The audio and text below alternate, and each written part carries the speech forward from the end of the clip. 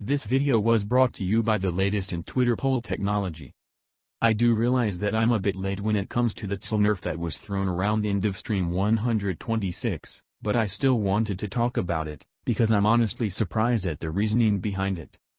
Nerfs of course exist to either balance something that is actually game-breaking for the players, or to kick a dying horse down. For instance, Excalibur's Exalted Blade got nerfed way back in the day because players would slide around and spam radio blinds, which in a way broke the game because it allowed people to very quickly and cheaply spam an ability that would otherwise cost a base 50 energy to cast.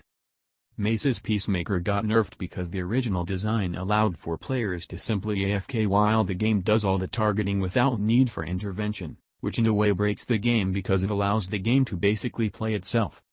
These are merely examples of nerfs actually being justified. Sure, some people might not really be happy with them, but they're there for balancing reasons, and if you ask me, they're reasonable. If the alternative is to have a game where little to no input is required from the player to succeed, then it shouldn't be called a game, but rather, a cinematic experience like Final Fantasy XIII. And of course, there are also instances of nerfs being either questionable or out of place. Take for instance, the nerfs to Ember's World on Fire. The justification for this was that Ember was too good at killing low-level enemies, to which I would say, isn't literally anything too good at killing low-level enemies? Ember wasn't exactly a top-tier Warframe even before the nerfs went public, so what, may I ask, was the point of nerfing World on Fire? It doesn't matter if the damage gets doubled, because if the range at which Ember can be useful is reduced, then her overall effectiveness is reduced. I can kind of understand the idea that Ember can just run around and have the game kill things for her is one that wants to change, but, if the reasoning for that is Ember is too powerful because her abilities have big range, then I would like to introduce you to Equinox, Saren, and Octavia. This misguided intent when it comes to nerfs is something that I feel also applies to TSL, which will supposedly be losing its blink ability in the future. Can we do details? Details? Yes, let's take a look. Take a look at that crash. We'll take a look at that after, but it is almost 3 o'clock now, so I just did want to ask about, like, are we going to speed up K drives, or is it going to always just be... We're going to end on that low note? No, we're not ending on a low note. Nerf it all. It's up to the game crash. Scott said he's going to nerf it all. But there'll be cinematic quests very soon. Fear not. It's always up to the player to decide what is fun over function. If you want the it's all pace, that's your choice to do that. If you want to, until Scott says no, but the problem is if you like coptering back in the day, yeah. if it was very limited to a very limited piece of gear yeah. that added that ability. Yeah. So basically, we're telling players now, if you want that speed, yep. you must take this Arcwing. Right. And I think that's game breaking, and I think that removes choice from the game, and I think Interesting. that it shouldn't be the only be all end all that we say, like, if you want movement speed that we're requiring in the game, you have to take this Arcwing. I think that's terrible. So eventually, that's going away. I will. Steve. Yeah. Let's do a flat price. Who wants Equinox Prime?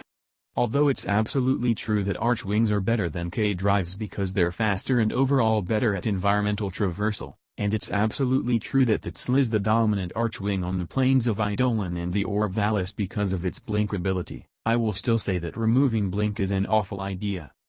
I can kind of understand its logic behind that TSL is overpowered because its ability to quickly move around silently forces players to only use TSL, but at the same time, I don't understand the logic behind outright removing it. If something is too good, then shouldn't the appropriate choice be to make the other choices just as good? For example, what would be wrong with removing blink and giving it to all Archwings as a boost maneuver? That way players can use whatever Archwing they want to use without having to sacrifice the mobility of blink. Not only would this allow TSL to receive a brand new first ability, but it would also give all Archwings the same level of rapid movement. What would be wrong with making Archwing the choice for open world movement, and K drives the choice for open world combat? Triboros himself talked about this before. Imagine if you could build your K-Drive with weapon precepts built directly into the board. Maybe you could drop some grenades at your trail as you blast through, blowing the fuck out of anything you come across. Maybe a weapon precept that allows you to energy lasso enemies to the board, and then you deal damage by dragging enemies along the ground as you ride. Maybe a weapon precept that spawns 2 gun drones that follows alongside you that fire at things as you move around. Hell, you could probably even just stick a goddamn sword to the front of the board with space flex tape. I don't care. No one came into Warframe expecting a skating simulator, but we can make K-Drives viable without totally stomping out the reason to use the frames. So the plan I have for K-Drives basically boils down to, if we can't beat Arcwings in terms of mobility, let's beat them in terms of power instead.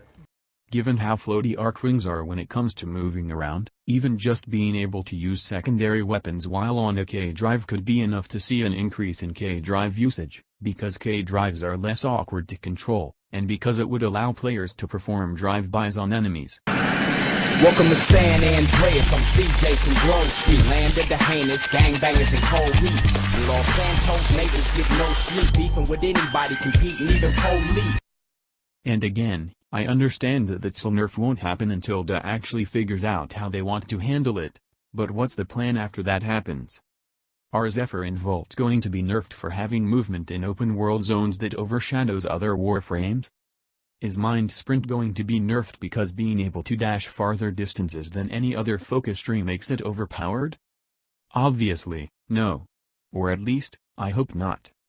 In any case, I personally think that the only reason that TTSL is being discussed for nerfs is not because it's overpowered or anything, but because it's popular. Even if TTSL gets nerfed, players will find something else to substitute it, kind of like how players keep finding ways to easily grind Affinity, as we've seen with E-Gate, Viver, Draco, and Hydran.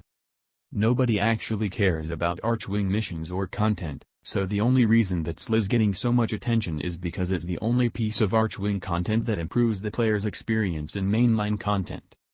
DA doesn't care about the aim shell, even though it's physically impossible to die while using it. DA doesn't bat an eye to the Imperator Vandal, even though it shreds through basically anything almost as well as pre-nerf Ash did.